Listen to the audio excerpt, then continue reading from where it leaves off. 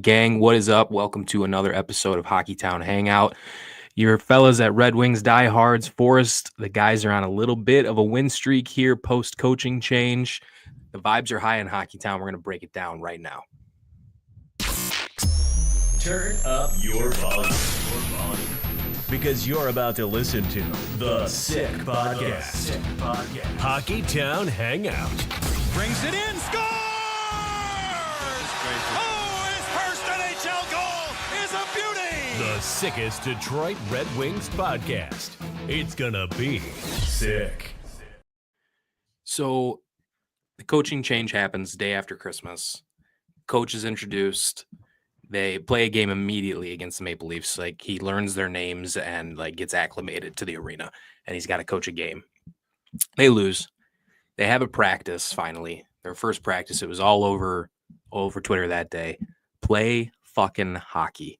That was the quote of the day from McLellan's first practice.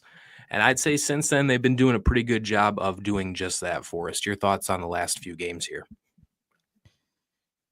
I mean, they're definitely taking the identity of their new coach. Goodness gracious. You talk about being worlds different in a 10 to 14 day time frame, but it just feels different. I mean, it looks like guys are having fun. There's actually people smiling out there, the bench is getting into it.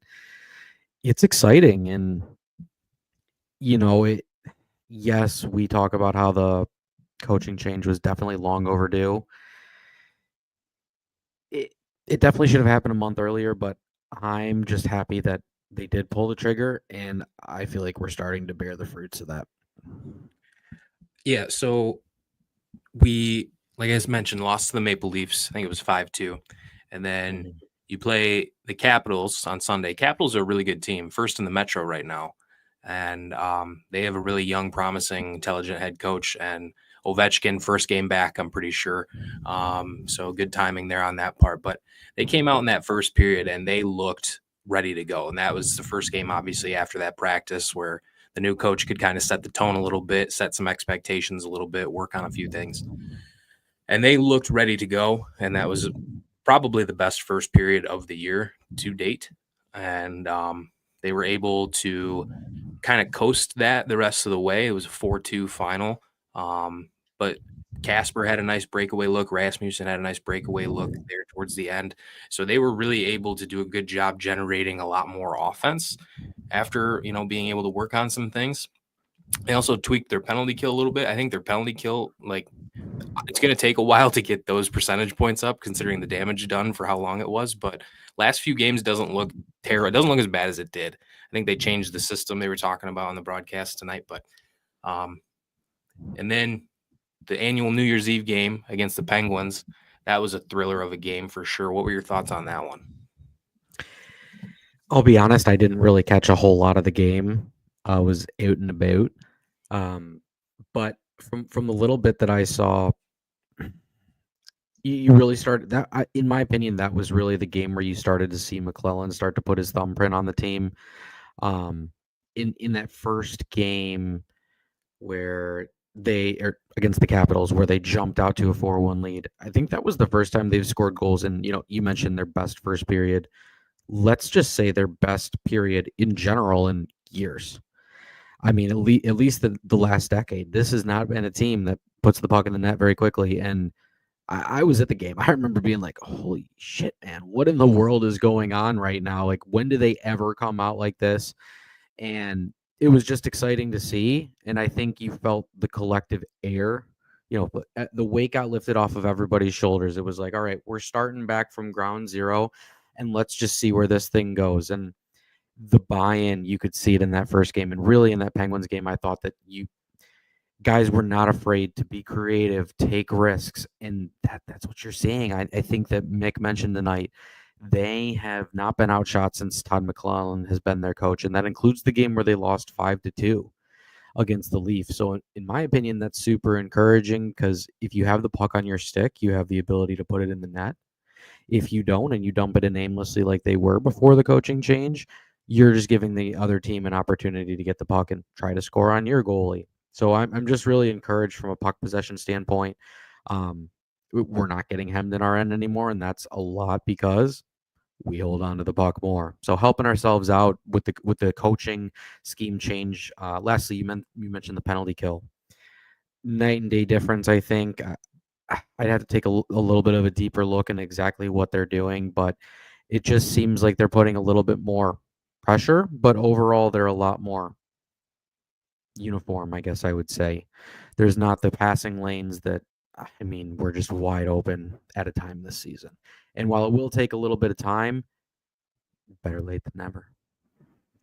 It's true. So it was funny because in that, I think they've kind of won each of these last 3 games. They've kind of won them different ways. Like the Washington game, you start super hot, take a 3-goal lead into the first intermission, kind of play lockdown from there. And then the New Year's Eve game, that's a game where they played pretty well. Alex Lyon played pretty good in that game, made some pretty big stops, but it was a game they really couldn't find a way to pull away from. Pittsburgh kept hanging around and being able to, JT Compher scoring that power play goal. I think there were like 4 or 5 minutes left in the game when they were finally able to take the lead. And then Lucas Raymond looking off the empty net to get Dylan Larkin his first in, I think, like 15 games or whatever it was. I thought that was a cool moment. And then obviously that carried over for Larkin into the game tonight. And the game tonight against Columbus, again, you kind of come out to a lead, but you blow a 2-goal lead going into the third period.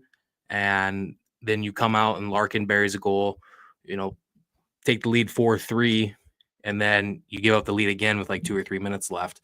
And then you challenge it and you lose the challenge. And we're like, oh boy, this is giving you the heebie-jeebies a little bit, but obviously turned out to be an insane finish. I thought that specific penalty kill, like, it's January 2nd, and it took this long for me to like see a single penalty kill and be like, yeah, that's probably the most memorable penalty kill of the year so far. Larkin dummied a guy by the boards by the bench. Sherratt gets down to block a shot. Mott dives and clears his zone, and Berggren picks it up. Snipes one. Goalie almost had it, but wasn't quite quick enough, and Berggren was able to get one. Back-to-back B-way goals for 48. That's good. That's good to see. I think that the coach's challenge was more of a statement than anything. I think that was Todd McLellan saying to his players, we're not scared of the penalty kill anymore. The penalty kill is not the black sheep. We think it's a positive part of this team moving forward. And he put his money where his mouth is. Mick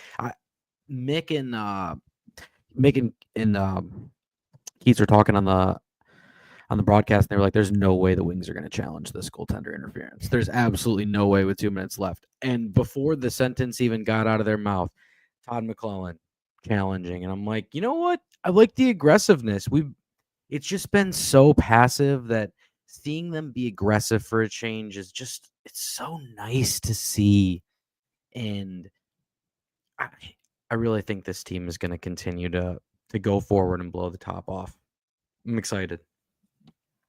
I think that, obviously the combinations have been a little bit different. I think Veleno on the first line hasn't looked too out of place. I really like his motor. Like, he's not going to generate a ton of offense, but if he can be an extra motor up there to retrieve pucks and be physical with Larkin and Raymond and maybe open them up a little bit more, obviously they've factored in offensively during this win streak, so it seems to be working so far.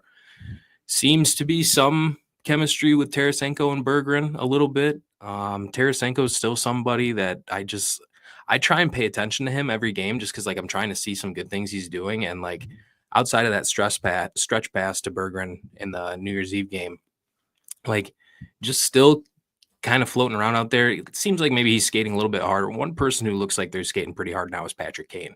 I noticed that a few times tonight. He was back checking pretty hard. He was getting in on puck battles and being hard on pucks. I thought that was really good to see. And obviously the goal that he scored, just kind of a greasy net front, clean up the garbage goal. And, like, if he's going to the net and not afraid of, that's high real estate ice right there. You can pay a price when you go there. So if Patrick Kane's getting there, I think that's a good thing to see. Jeff Petrie went down the tunnel. Not sure what's going to happen there, obviously. But that was good to see too, how, they only had 5D for like the last part of that game, and they were able to, weather the storm and maybe bend, not break. And You saw 53 and 77 take a couple shifts together. That's good to see.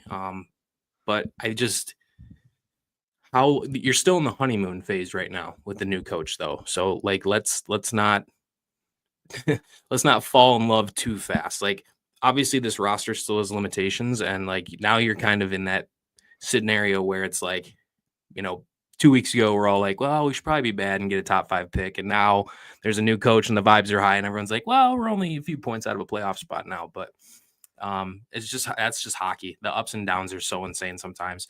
And I think it's encouraging too that they've beaten teams that are all above them in the standings. Teams that they're chasing, right? I mean, like Pittsburgh's ahead of them in the wild card, so is Columbus. Like those are 4-point swing games. Like you need to have those if you're going to climb back into it. So overall, I'm really pleased with the effort. Like it looks like they're actually like getting after it a little bit now, like not just dumping and coasting and whatever PK system they were using before. You're right. Like teams would go low to high a couple times and everything would be spaced out to you know what, and like it would be like too easy sometimes. So they seem more structured in that regard for sure, leaving lanes clogged as opposed to wide open. So I think you're right. I think there's a lot to be excited about right now, and I think that you're starting to see like Yzerman in his press conference, you know, the day that they did it after they hired Todd McLellan, he even said like this was a team I expected to compete for a wild card spot. And like that's like the first kind of time that we've ever heard him say like out loud, like, yeah, I'm expecting us to compete for a playoff spot. So I think that these first 3 games, like they're only going to keep understanding each other better. Like the relationships are only going to get stronger. And they're in it. Like there's a lot of time left. Like we said last time, you know, we did the pod after the hiring. This stretch of hockey between the new year and the Four Nations tournament, like that's going to be the fate sealer at the end of the day. So if it's going to be a good fate sealer, you need to start like this. So job well done so far. You mentioned the Yzerman presser. Yes, it was the first time that we've ever heard him say that there's any kind of an expectation on his end. He's definitely very short and mum on his answers. And to be honest, the one question he answered where he said if anybody's got any better ideas, they can let him know. I didn't care about the answer. It was just nice to see a little bit of fire out of him. You know, you could tell that making the coaching change kind of was the last resort, but he fell back into a corner and had to. Like this is someone that obviously was a leader of a dressing room, and he could tell that the entire team had given up. Like just seeing the team over the last couple games, you're like, wow, they were really just going through the motions for the last month before the coaching change, which is exciting to see from here on out. But you know, with the NHL, there's a lot of teams you still have to jump over in order to get the wild cards. With the loser point and the 3 points in a game system that we have now, it's designed to keep teams in it longer so that there's less sellers and more teams are in it. We'll see. I think this is a good start. You mentioned this is the honeymoon phase. Well, you're absolutely right. And while it's exciting now, we got to see what we have for the next couple of months before we make any kind of a decision at the deadline. If they continue to stay in the hunt, do you think, but outside of a playoff spot, do you think that they unload a guy or two if they can? Probably for pennies on the dollar, because it's not like we have anybody that's super desirable. Yeah, it's tough because it's like you think back to like a couple years ago when they traded Philip Hronek, and it's like, well, if somebody's gonna overpay for somebody, like you might as well, right? Because I mean, the expectation was that he said compete for a wild card spot. Like historically, wild card teams don't have great success in going on to win the Stanley Cup. So to me, read between the lines a little bit there, like, yeah, we could compete for playoffs, but I don't think we're gonna go that deep. It's kind of what I heard when he said that. So you kind of weigh that into the factoring too, right? Like if the trade deadline comes around, you're 3 or 4 points back and, you know, maybe a couple games in hand on some people, like so many moving parts. But I think I agree with your point on Yzerman, like getting a little sassy with that reporter. Like if you have a better way, then please let me know. Like I'm so curious to know, like, how angry he was watching those games down the stretch there, like right before Christmas. Because like that's when it got really like for me, like it was the worst, like those back to back with the Habs and then that Blues game. Like how irate that man must have been watching that, because like your expectation is to compete for a wild card spot and they're playing like that. I'm so curious to know like how bad it truly was, because like we can sit here and speculate all day, and I don't think we're wrong to assume that things had gotten bad just because the things that we talk about and the things that the media have said. But Derek Lalone kind of strikes me as like like the perfect guy to be like an assistant coach, like good human, smart hockey guy, like more on the kind of soft spoken side, like feels like he probably has a little bit of a hard time commanding the full respect of the full room. And that's hard for any rookie head coach at any level. But like at the end of the day, like these players want to feel like A, you know what you're talking about, and B, you can push the right buttons at the right times. I think Derek Lalone really struggled with both. But it's a new day in Hockey Town. Todd McLellan is obviously someone who's been around the block and has done this for a long, long time. And it's funny because, a lot of people talked about, well, he might not have been my first choice. And, I wanted this person or that person or whatever. Like, this is a dude who knows the history of your franchise. This is a dude who's gone to non-traditional hockey markets and had like unprecedented success, especially in San Jose. Like, you could argue maybe I forget who their coach was when they went to the final. Was it Pete DeBoer maybe? But either way, being that good for that long in San Jose, and then Edmonton, snapping a playoff drought there.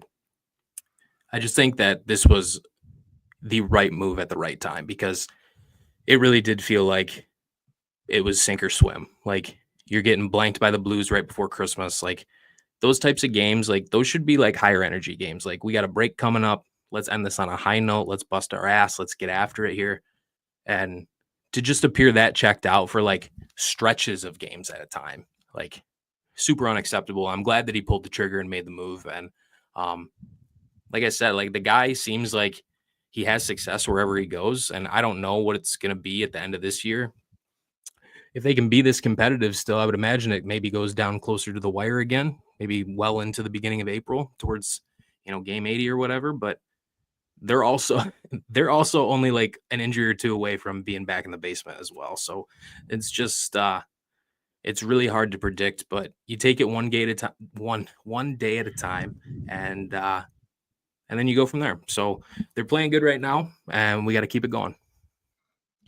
You mentioned pushing the right buttons and Derek Lalonde. I don't want to talk too much about Derek Lalonde, but a final thought on that is they really didn't do anything wholesale to change anything this season.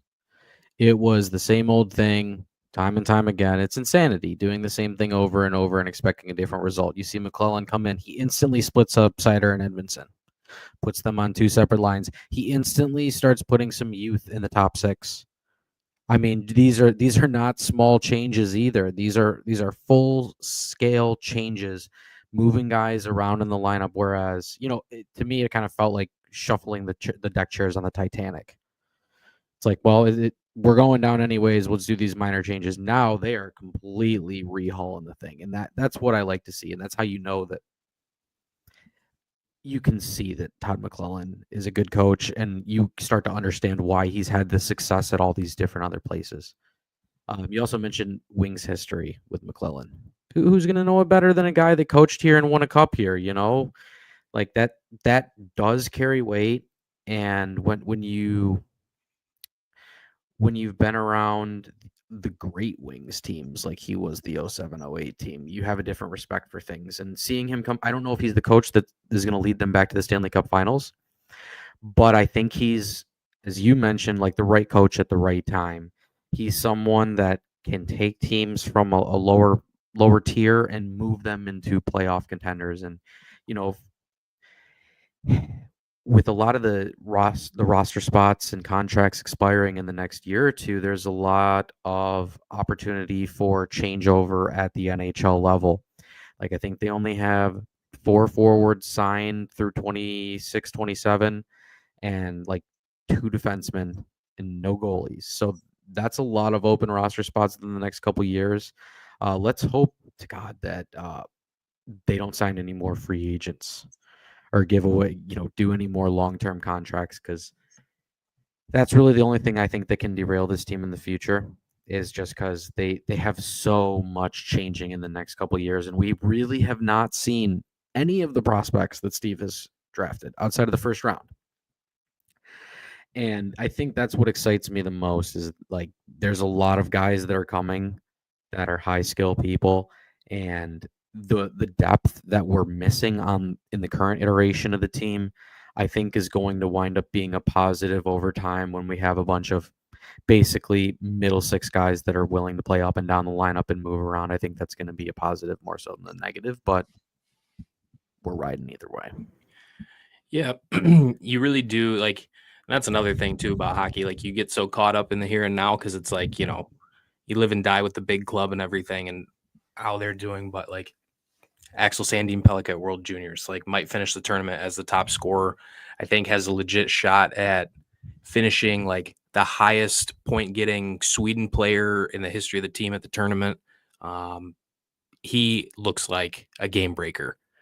I really, really hope they're strongly considering putting him on the NHL roster next year. I really, really hope that, Trey Augustine can get maybe a shot in Grand Rapids next year. I don't know. I mean, Michigan State's number 1 in the country last time I looked.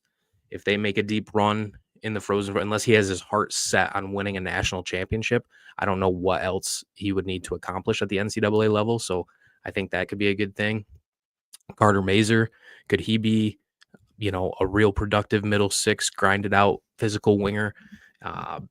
Guys on the back end like Shai Buium and William Wallinder, like, can they be effective middle depth defensemen?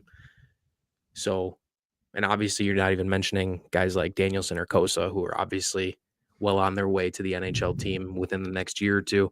And so, yeah, there is going to be a lot of turnover, but what's really going to make or break this, I think, is what supplemental pieces does the pro scouting staff add around all these guys? I didn't even mention Dmitry Buchelnikov. That needs to be a massive priority for everyone in the organization as well. You cannot fumble that. That kid is Kaprizov-ish. He's going to be good. They got to really focus up and get him over here. But what are they going to? He's got one more year in the K, but Yep. Then he should be over. Yep, he's under contract for next year, and then it's up. But that's people smarter than us to figure out. Just get it done. But I think it's really going to depend on what you put around these guys, because if we're just going to plug and place, Andrew Kopp 2.0 and Ben Sherratt 2.0 around these young kids, like, we really got to dial it in on that regard too. And we've been publicly critical about that ad nauseum on this show and on the Twitter account, but leave no stone unturned trying to get better in that regard, in every area, right? On the ice, in the front office, everywhere. Leave no stone unturned in your pursuit to get better. That's the way it has to be. Everything's got to be better. And you feel good about everything right now. New coach, honeymoon, 3-game win streak, depth scoring playing well, new defense players playing okay, penalty kill looks a little bit better, but like, you got to keep going. Like, the easiest way to gain momentum is to gain it and then keep it, and just keep stacking good days together. So I think they're on the right track. But when we do start getting some of these draft picks and these kids up in here, got to surround them with the right people, for sure. People that complement their game and people who are good in the room. Well, and there'll be opportunities, but it is 1, maybe 2 guys in free agency. And usually those guys in free agency should be, one of the final pieces to the puzzle. Right. Whatever you don't have after you've gone through the rebuilding process and you have all your prospects up.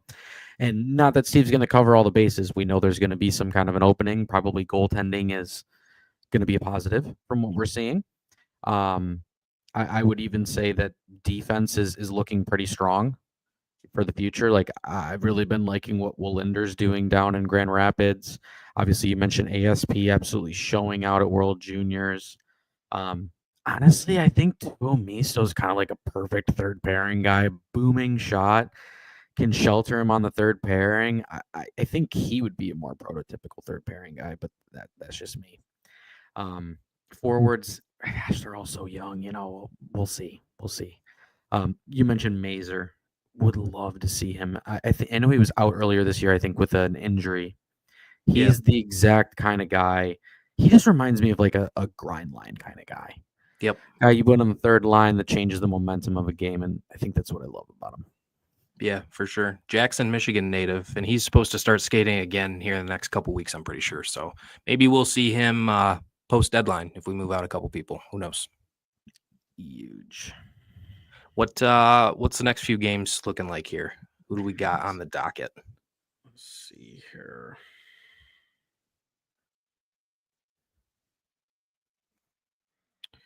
Next game at Winnipeg on Saturday, then Ottawa, Chicago, Seattle, San Jose.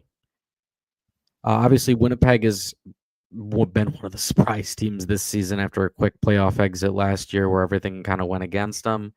But Ottawa, Chicago, Seattle, San Jose, I'm pretty sure that Ottawa just snuck into a playoff spot, but they're the 8th seed, so that's a massive matchup. Yeah. And then some bottom feeders in the West, Chicago, Seattle, San Jose, 3 teams that are out of the playoffs. If they could get a little something going, they've got a tough stretch after that with Florida, Tampa, and Dallas, all on the road. Ooh. Ottawa, Chicago, Seattle, San Jose, all at home. Dare I say the make or break stretch?